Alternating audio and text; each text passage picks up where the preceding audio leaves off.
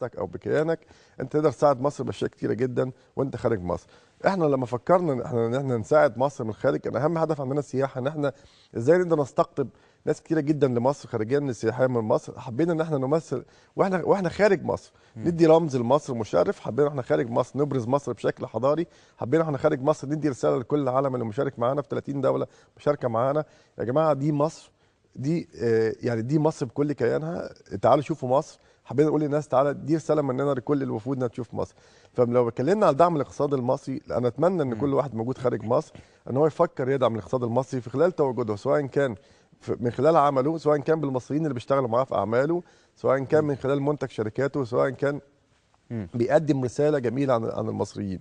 المرحله اللي جايه مطلوب من كل المصريين في الخارج، تكاتف المصريين، تحديد هدف واحد، هو ازاي ان احنا نعمل شيء يمثل مصر بشكل مشرف. انتوا عملتوا بالفعل حاجه يعني كان ليها اداء مشرف. يمكن يعني خلينا نطلب من مخرج الحلقه استاذ هشام روح الكمال اذا ممكن احنا نشوف الفيديو مره ثانيه، اذا ممكن نشوفه مره ثانيه بتعليق بقى استاذ ابراهيم وهو يقول لنا الاماكن مره ثانيه. على بال ما الفيديو يجهز خلينا نسال بقى سؤال عن خبر لسه قايلينه في نشره الاخبار اللي كانت موجوده معانا عن تطبيق البايومتريك فيزا للدول الاجنبيه. في بعض الناس بتشوف ان ده قد يعني يعرقل من مسار السياحه بشكل او باخر، وفي الاغلبيه بتقول ان هو يعني هيتعامل بالند، او ان هو هيوصل رساله للدول الاجنبيه ان كما تحترمون المصريين نحترم ابنائكم. وفي الحقيقه يعني ده خبر جميل جدا، لان انت عارف دايما احنا بره محتاجين نحس ان احنا بالمثل، محتاجين نحس بمصريتنا دايما بره. لا عايشين بره مصر بالتحديد بره وجوه، يعني انت بره هنا وجوه. لا عشان يعني تاخد الفيزا من لدوله اجنبيه كان بيبقى يعني حتى وان كان التعامل او مسهله في بعض الاحيان، الا انك بتقف طابور اشبه بطابور العيش. يعني صحيح انا جدا. معاك حق في الحكايه دي كلها. بس انا عايز اقول حاجه، ان التعامل بالمثل ده بيدي كرامه للمصري، بيدي له شيء جميل يعتز بيه. مش هيأثر بكتير من وجهه نظري انا على موضوع السياحه، لان اللي جاي السياحه لمصر مش هياخد فيزته عاديه جدا. انا ما اعرفش تبقى التفاصيل ازاي، بس انا من وجهه نظري الراجل اللي جاد يعمل سياحه في مصر هياخد فيزا من اي مكان بشكل قانوني، زي ما احنا هنا بنتقدم لجهاتهم الرسميه، هم تقدموا لجهاتنا الرسميه وياخدوا فيزهم بشكل قانوني جدا، هتبقى العمليه ميسره. احنا عايزين نوعيه من السياحه تبقى فيها الكواليتي، مش نوعيه السياحه اللي جايه فقط ان هي تعمل شيء لمصر. فبالتالي في الشكل العام ده هيكون برضو جميل لمصر. لو ساعدنا اكتر ان هو يكون بشكل منظم هيبقى. احنا معانا دلوقتي على الشاشه اهو المعرض بتاعكم. ده احنا شايفين ان هو مراسم الافتتاح او الشخصيات اللي جت. دي الجزئيه بتاعت الصور اللي حضرتك كنت بتتكلم عليها. صحيح. احنا عملنا افتتاح رسمي للجناح كان بتاريخ 24/12. تم دعوه فيه معالي عبد اللطيف الملا المدير التنفيذي لتي كوم، وكان في معالي السفير مهاب نصر ومعالي لبيب السباعي طبعا رئيس عضو المجلس الشيري ورئيس مجلس اداره الاهرام سابقا، وكان الدكتور مجدي القاضي مدير الجامعه الكنديه. فده كان تشريف كبير لينا جدا في دبي ان احنا نعمل افتتاح رسمي بشكل في وجود صفوه من رجال الاعمال المصريين، صفوه من الدبلوماسيين المصريين، حتى يعني وده طبعا عمل اضافه كثيره جدا للجناح المصري في الخارج. لسه هنستكمل كمان مع حضرتك بقى عشان نشوف التفاصيل اللي قلتها. وميدان التحرير كان فين؟ متصور ميدان التحرير مهم جدا. احنا مصورين ميدان التحرير وممكن تلاقيه عندك في التقرير من الحاجات اللي يعني نحب نشوفها مره ثانيه شكله عامل ازاي.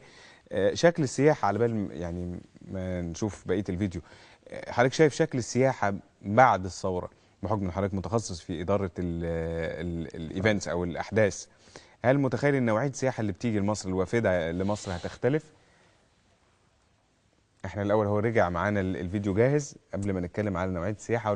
ده مصغر المتحف المصري مش كده؟ صحيح. احنا اخترنا المتحف المصري لان المتحف المصري بشكل معالم مصر القديمه كلها الفرعونيه، وحبينا نعمل نموذج يعني طبق الاصل. استعنا بشركه عالميه موجوده في مصر هنا، شركه متخصصه في عمل المتاحف، وحبينا نوصلها في مصر بشكل سوري في الامارات بشكل يكون قريب جدا للجمهور الاماراتي.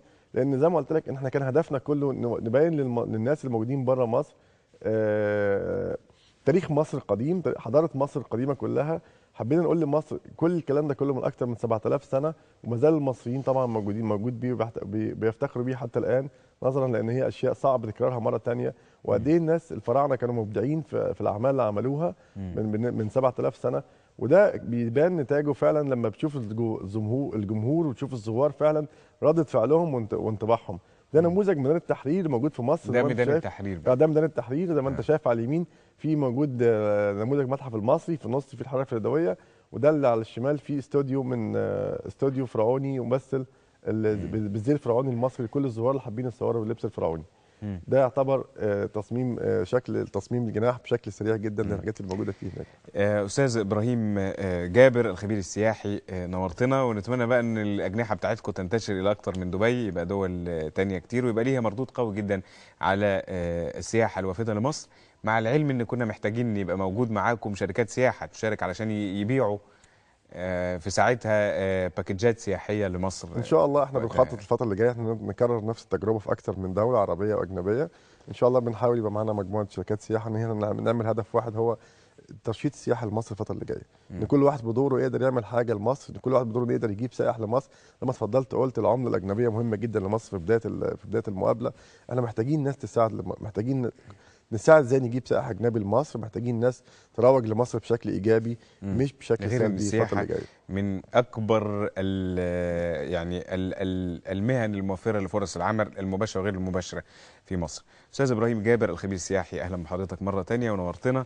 مشاهدينا فاصل ونعود مع فقره عن الاقتصاد المصري ومشكله الصناديق الخاصه، خلينا نتعرف عليها اكثر من خلال لقائنا اللي جاي. تابعونا بعد الفاصل.